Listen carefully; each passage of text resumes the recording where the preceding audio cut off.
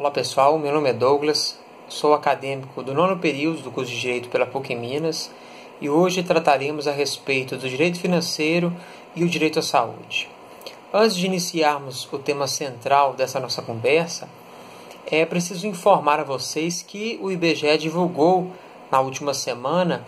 uma estatística importante. Cerca de 14,2 milhões de brasileiros estão desempregados. Um número clamoroso, sobretudo se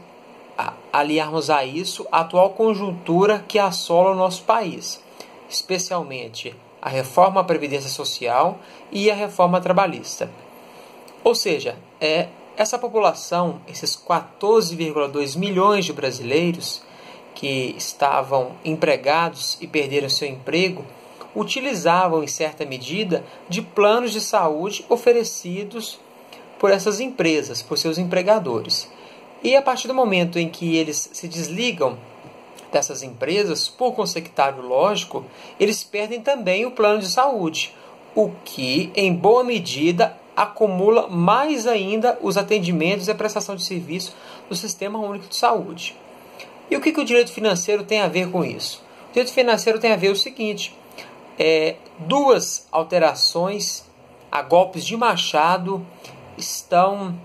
acertando especialmente o direito à saúde. Estou falando aqui da Emenda Constitucional 86 de 2015 e da Emenda Constitucional 95 de 2015. A Emenda Constitucional 86 de 2015 mudou um percentual previsto na Constituinte de 88, estabelecendo que um percentual para a União seria de 15% de modo progressivo. Ou seja, em 2016, o previsto para aplicação de gastos com a saúde no âmbito da União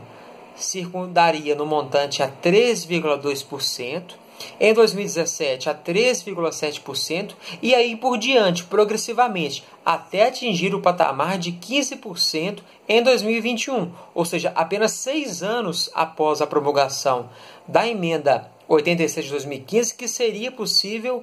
a destinação total de 15% no âmbito da União. Só que no ano seguinte, em 2016, a PEC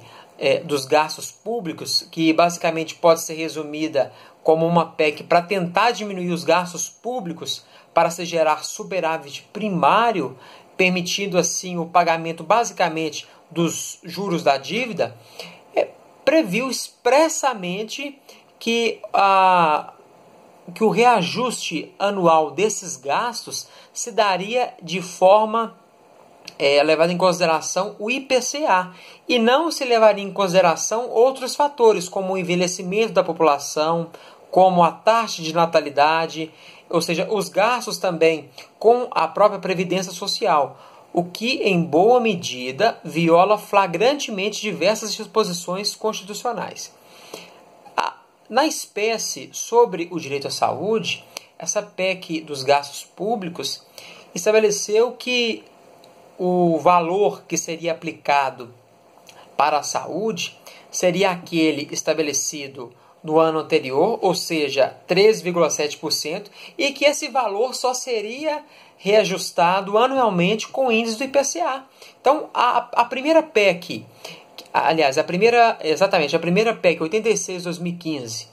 que disponha que os 15% seriam atingidos 6 anos após, a PEC do teto dos gastos públicos alterou drasticamente e o que seria um patamar mínimo virou um teto. Então nós acreditamos que essa medida é uma medida drástica e que também o poder constituinte derivado, ao alterar a própria essência da Constituição,